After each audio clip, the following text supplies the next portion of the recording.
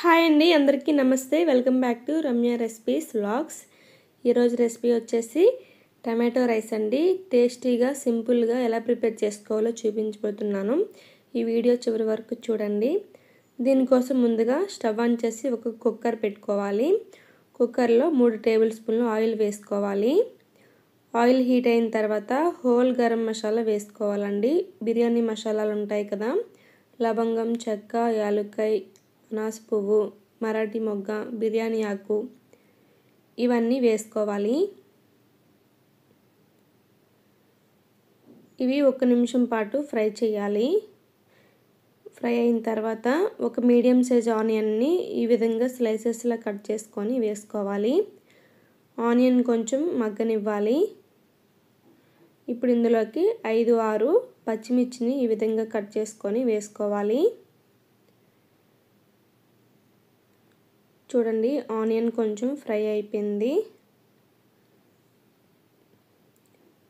ఇప్పుడు ఇందులోకి 1 tea spoon అల్లం వెల్లుల్లి పేస్ట్ వేసుకోవాలి.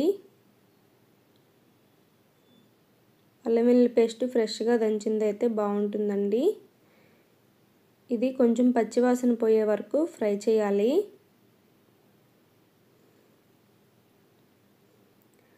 ఇప్పుడు ఇందులోకి టమాటో ఒకటి ఈ విధంగా కట్ చేసుకొని వేసుకోవాలి.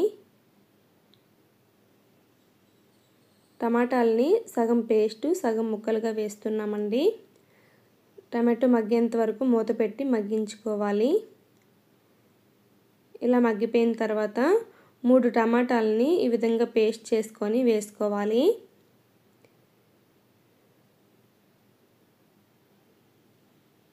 ఇలా గ్రైండ్ చేసి వేయడం వల్ల రైస్కి బాగా పడుతుందండి, చాలా బాగుంటుంది టేస్ట్. టమాటో పేస్ట్ వేసిన తర్వాత బాగా కలిసేలా కలుపుకొని 1 నిమిషం పాటు ఫ్రై చేసుకొని ఇప్పుడు ఇందులోకి 1 టీ స్పూన్ ధనియాల పౌడర్, 1 టీ స్పూన్ సాల్ట్, తర్వాత 1/2 టీ స్పూన్ కారం వేయాలి. ఇవన్నీ వేసిన తర్వాత బాగా కలిసేలా కలుపుకొని 2-3 నిమిషాల పాటు ఈ విధంగా కొంచెం మగ్గించుకోవాలి. టమాటో పేస్ట్ కొంచెం దగ్గరికి రానివ్వాలి.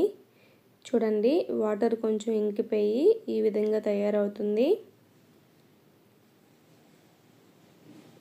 ఇప్పుడు ఇందులోకి వాటర్ని యాడ్ చేసుకోవాలి. 1 కప్పు రైస్కి 2 కప్పుల వాటర్ వేసుకోవాలి.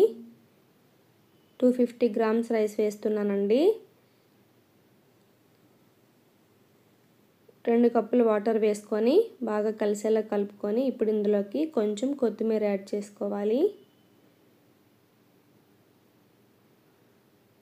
కొత్తిమీర వేసుకున్న తర్వాత కలుపుకొని మూత పెట్టి ఎసరు మరిగించుకోవాలి.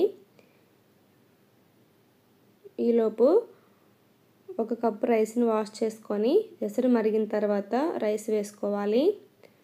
రైస్ వేసుకొని బాగా కలిసేలా కలుపుకొని సాల్ట్ చూసుకోవాలండి, సరిపోయిందో లేదో చూసుకొని, చాలకపోతే కొంచెం అడ్జస్ట్ చేసుకోవచ్చు. నాకు కొంచెం సరిపోలేదు, అందుకని మరొక 1/2 టీ స్పూన్ వరకు వేస్తున్నాను. వేసుకొని బాగా కలిసేలా కలుపుకోవాలి. కలుపుకొని మూత పెట్టి విజిల్ పెట్టి మీడియం ఫ్లేమ్లో 4 విజిల్స్ రానివ్వాలి. మీడియం ఫ్లేమ్లో పెట్టాలండి. 4 విజిల్స్ వచ్చిన తర్వాత స్టవ్ ఆఫ్ చేసుకొని కుక్కర్ ప్రెషర్ మొత్తం పోయే వరకు వెయిట్ చేయాలి. చూడండి, ప్రెషర్ పోయిన తర్వాత మూత తీసుకొని ఒకసారి బాగా కలిసేలా కలుపుకోవాలి రైస్ మొత్తాన్ని.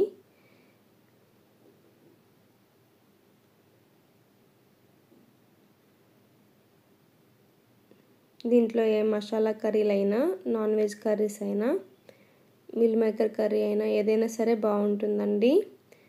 లేదంటే ఏమీ లేకపోయినా పెరుగు చట్నీ వేసుకొనైనా తినేయచ్చు డైరెక్ట్గా. ఇప్పుడు ఒక ప్లేట్లోకి సర్వ్ చేసుకుందాం. వేడివేడిగా ఎలా తిన్నా చాలా బాగుంటుందండి. పెరుగు చట్నీతో తిన్నా బాగుంటుంది, లేదంటే డైరెక్ట్గా ఇలానే తినేయచ్చు. పిల్లలకి లంచ్ బాక్స్ పెట్టడానికి ఏదైనా అప్పటికప్పుడు చేసుకోవాలనిపిస్తే సింపుల్గా ఇలా ప్రిపేర్ చేసుకోవచ్చు. ఇంతేనండి, రెడీ అయిపోయింది టమాటో రైస్. ఈ రెసిపీ మీకు నచ్చినట్టయితే నా ఛానల్ని లైక్ చేయండి. మీ ఫ్రెండ్స్కి రిలేటివ్స్కి ఈ రెసిపీ షేర్ చేయండి. Thank you for watching.